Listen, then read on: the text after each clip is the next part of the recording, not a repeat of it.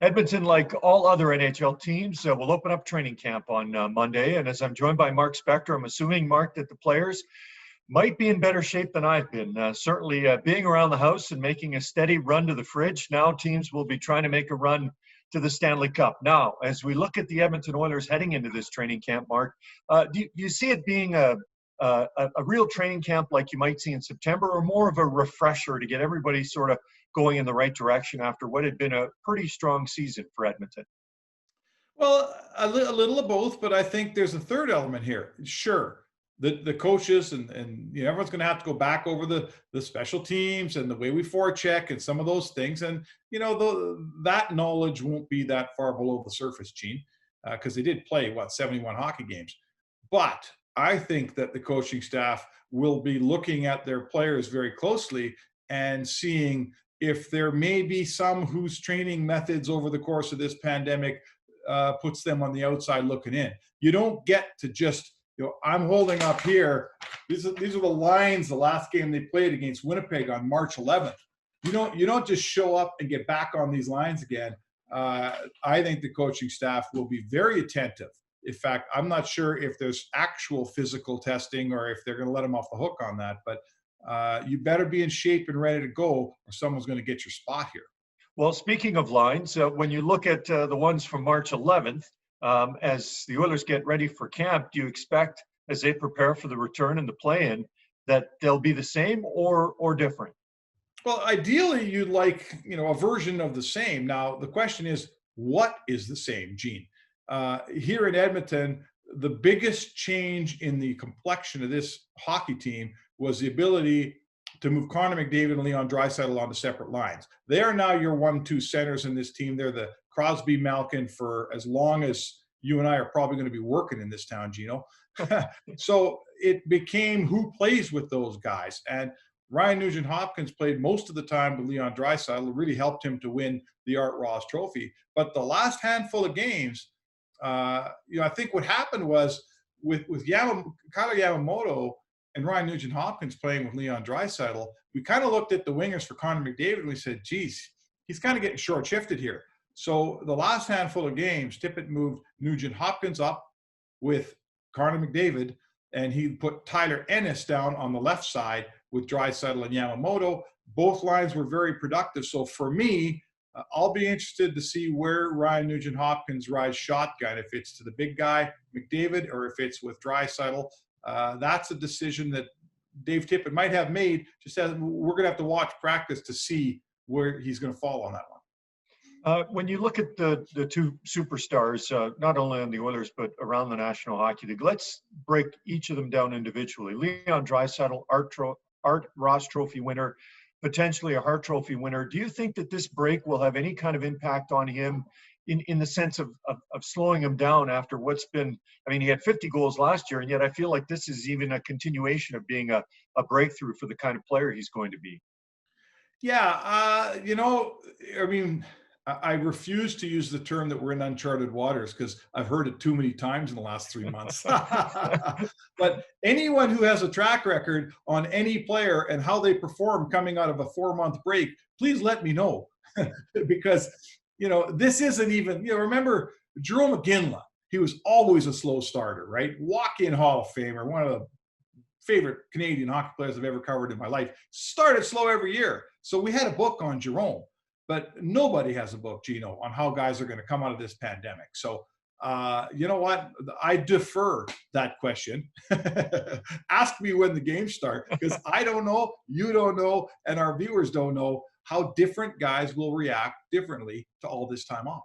Well, let me ask you about Connor McDavid, who was having 97 points for 97, missed, I think, 7 games. So he would have been right in the scoring race run with his teammate and sometimes line mate in Leon Draisaitl. The sense is that he never had a chance to really train because he was recovering all of last offseason. Now he's probably had nothing but time to train. Again, hard to predict, but do you think he'll be maybe even better than the Connor that we saw? And the Connor that we saw was still a superstar. Well, I think the one track record we have on Connor McDavid is he's pretty voracious in the offseason, right? Like listen, on every roster of 23 guys, there's going to be someone who you wish came back in better shape. I guarantee you that. Number 97 is not going to be one of those guys. My source is telling me that he was skating very, very early out in Ontario. Long before, I'm not saying he was doing so illegally, but long before the league had players mandated and they figured out groups of 5 and all that, Connor McDavid was among other players on privately owned ice surfaces who were, again, operating. Probably they were skating alone or in groups of 2. I'm not sure, but my point is McDavid's been skating a long time here. His track record as a hard trainer is right there to be seen after the summer he had last year and the season that followed it. So let's say this. Maybe this is the time. If Jerome McGinley was a slow starter, McDavid's turned into a pretty fast starter. I think that if there's guys that are trying to catch up to 97 here when this thing starts, they're going to have to go pretty quickly to catch up to Connor McDavid. Well, as we go into training camp, the goaltending situation is wide open. We know who they are in Mikko Koskinen and Mike Smith.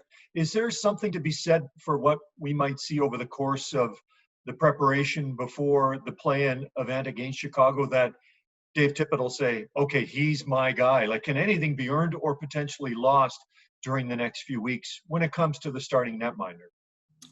It's funny. I'd be sure if one guy doesn't have a good camp, he's not going to play. And, period, next paragraph. Assuming both guys come back and they're in good shape and they're playing well, and I'm sure they will. I think the weird thing about Edmonton is we're really going to have to get our head around one of hockey's strictest tenets, which is playoff goaltending, where you put a guy in net and you ride him. That is one of the deepest rooted beliefs in the National Hockey League as I've known it in my 30 years around it. Listen, these guys split the season almost down the middle, right? Mike Smith had, I think it was 39 games played, and Koskinen had 38. I think Smith had 2 more starts than Koskinen. Koskinen's numbers were a little bit better than Smith's. So the point I'm making is the Oilers got to where they got. They were around the top of the Pacific all year. They did it with 2 goaltenders, no question about it. So how come when the playoffs start, would you just go to one goaltender? Like, I think that the Oilers may be one of the first teams here, if they are to succeed and win a round or 2, that do it by playing both guys liberally. And I'm sure there's been that team, Gene. I can't think of them right now, but I suggest that Dave Tippett's going to have to step out of his wheelhouse. Mike Smith's 38 years old. You're not riding him through 3 rounds. And Mikko Koskinen is a real good goalie when he plays half the time. So how about a team that plays 2 goalies and takes a run at a Stanley Cup? Gino, what about that? Yeah, it might be the perfect setup. I mean, they did it in the 80s with Grant Fuhr and Andy Moog. That's a long time ago. Those were different netminders, but it may be a case where more is less when it comes to the amount of playing time that each of those netminders has. Let's finish with the defense. I mean, they've got some really strong defensemen. Mike Green came over, expected to help them out, was injured early. Ethan Bears had quite the development into a defenseman that's probably ahead of the learning curve. Is this an area where the Oilers still have enough strength to make a good run in the playoffs? Oh, for sure. Because defensive strength in the playoffs lies largely around depth, Gene. I don't mind the Oilers' top 4. Look, do they have Drew Doughty? They don't have Drew Doughty. Okay, I'll give you that. But the tandem of Oscar Klefbom and Adam Larsson, they're going to play together. Darnell Nurse and Ethan Bear, they're going to play together. That's a real solid top 4. It's helped Edmonton quite a bit this year. Below that, you've got 4 NHL defensemen now, right? You've got Chris Russell, who's a real strong penalty kill and playoff type defenseman, who's going to play probably with Matt Benning on the right side. And then below that, you just brought in veteran Mike Green, who they traded for at the deadline, and Caleb Jones, who's proven that he is an NHL defenseman. So we all know teams that go places in the playoff, Gene, they walk in the door with 8 or 9 defensemen, and then by the time it's done, they're down to 6, but they're down to 6 NHL defensemen. They're not playing guys out of the East Coast League. So I'm not saying Edmonton on the top end has the strongest defense in hockey, but certainly depth-wise, they're built for a decent run here. Well, and the run will start in the play-in event against the Chicago Blackhawks. We'll see how it goes and hope to see you at training camp. Mark, as always, appreciate the insight on the Edmonton Oilers. See you on Monday.